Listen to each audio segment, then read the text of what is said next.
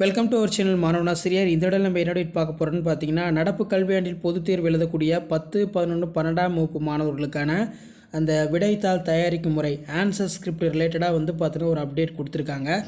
இதில் பார்த்தீங்கன்னா நமக்கு பாட்னி பயோஜுவாலஜிக்கு இன்ஸ்ட்ரக்ஷன் கொடுத்துருக்காங்க. முதலில் முகப்புத்தாள்கள் வைக்கப்பட வேண்டும். அதன் கீழ் HSC பாட்னி முதன்மை வினைத்தாள்கள் வைக்க வேண்டும்.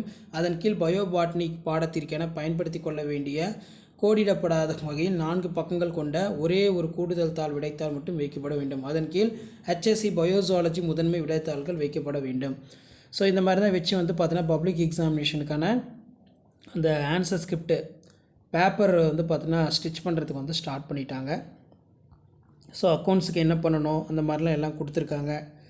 ஸோ பப்ளிக் எக்ஸாமினேஷனுக்கு பார்த்திங்கன்னா இன்னும் ஒரு 40 டேஸ் தான் இருக்கும். ஸோ அதுக்கு முன்பாகவே பார்த்தீங்கன்னா அந்த ஆன்சர் ஸ்கிரிப்ட் பார்த்தீங்கன்னா தயார் பண்ணணும். அதை பார்த்திங்கன்னா தையல் மிஷினில் வச்சு ஸ்டிச் பண்ணுவாங்க. ஸோ என்னென்ன சப்ஜெக்ட்டுக்கு என்னென்ன வச்சு ஸ்டிச் பண்ணணும் அப்படிங்கிற மாதிரி ஒரு செய்தி குறிப்பை தான் அரசு தேர்வுத்துறை வெளியிட்டிருக்காங்க. இப்போ புவியியல் பாடத்தேர்வுக்கு முதன்மை விடைத்தாளுடன் உலக வரைபடம் வேர்ல்டு மேப் பார்த்தீங்கன்னா வைக்கணும்னு சொல்லியிருக்காங்க. அதே மாதிரி மேல்நிலை 2ஆம் ஆண்டு பொதுத் தேர்வுக்கு வணிக கணிதம் மற்றும் புள்ளியியல் பிஸ்னஸ் மேத்தமேட்டிக்ஸ் ஸ்டாட்டிக்ஸ் பாடத்திற்கான வழங்கப்படும் முதன்மை விடைத்தாள்களுடன் ஒரு கிராஃப் பார்த்தீங்கன்னா வைக்கணும் அப்படிங்கிற மாதிரி சொல்லியிருக்காங்க. ஸோ இதெல்லாம் ஃபாலோ பண்ணி தான் உங்களுக்கு answer script public exam answer script பார்த்தீங்கன்னா ஸ்டார்ட் பண்ணுவாங்க. எப்படியும் பப்ளிக் எக்ஸாமினேஷனுக்கு ஒரு 1 மந்த் இருக்கும்போதே 1.5 மந்த் இருக்கும்போதே இந்த ப்ராசஸ் எல்லாமே ஸ்டார்ட் பண்ணிடுவாங்க. ஸோ நீங்கள் எழுதக்கூடிய பப்ளிக் எக்ஸாமினேஷனோட டாப் ஷீட்டுமே பார்த்தீங்கன்னா இப்படி தான் இருக்கும். விடைத்தாள்கள் வகை வாரியான பக்கங்களுடைய எண்ணிக்கை அப்படின்னு. லாங்குவேஜுக்கு பார்த்தீங்கன்னா +2 ரூல்டு இதில் பார்த்தீங்கன்னா 30.